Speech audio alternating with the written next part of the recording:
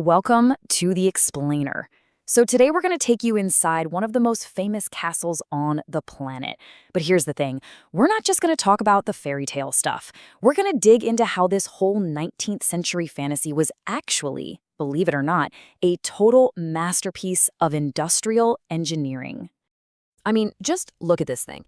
It's a castle straight out of a storybook, perched an insane 200 meters above a raging gorge.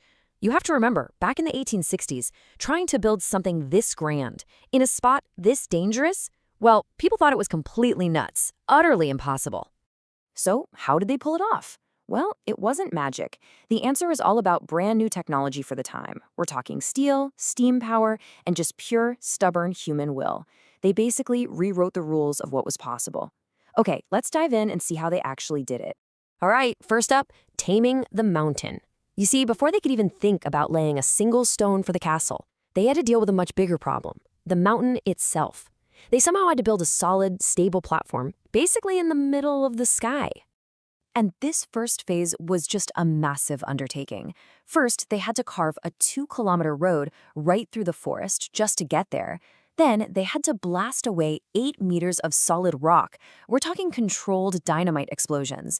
And finally, they used this cutting-edge tech to pour a foundation that would anchor the whole dream. Now, that cutting-edge tech I mentioned, it was Portland cement. And you gotta understand, this wasn't your regular old mortar. For 1869, this stuff was seriously high-tech. They mixed it in a way that made it cure even harder than the actual mountain stone. So the foundation didn't just sit on the mountain, it literally became part of it, creating this unbreakable anchor. Okay, section 2. The castle takes shape.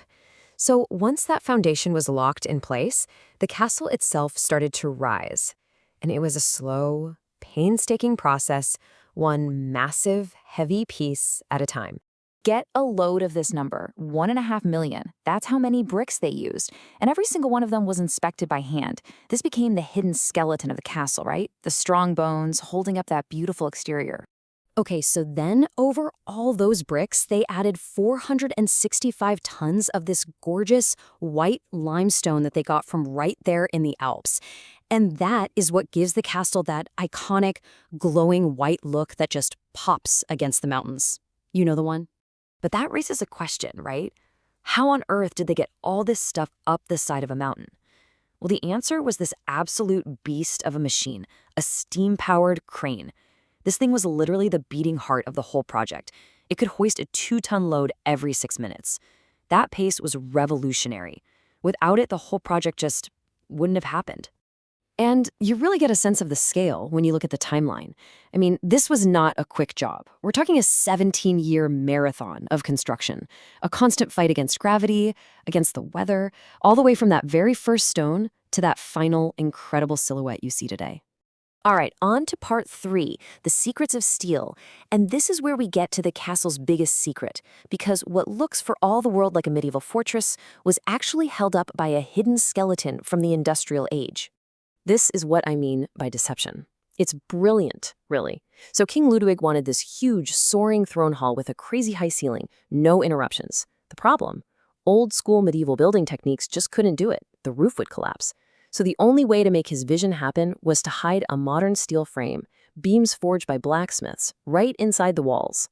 And get this, the hidden modern tech didn't stop with the steel. This castle was absolutely loaded with the latest gadgets of the era. I'm talking running water, a central heating system, they even had telephone lines. But all of it was carefully hidden so it wouldn't ruin that perfect medieval illusion. Okay, section 4, a craftsman's touch. So for all the amazing engineering and hidden tech, the real soul of this place, what makes it so special, came from the craftsmen. Hundreds of them.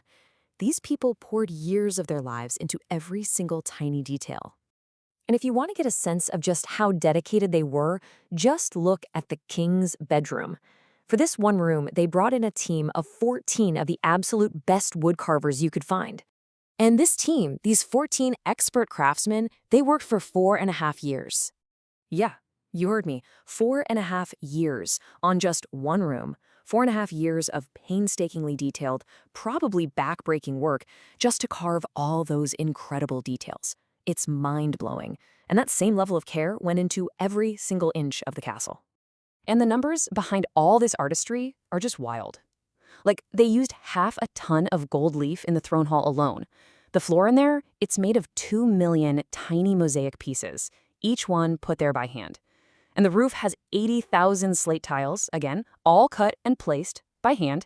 It's just unbelievable. Finally, Section 5, the legacy of a fairy tale. So let's put it all together.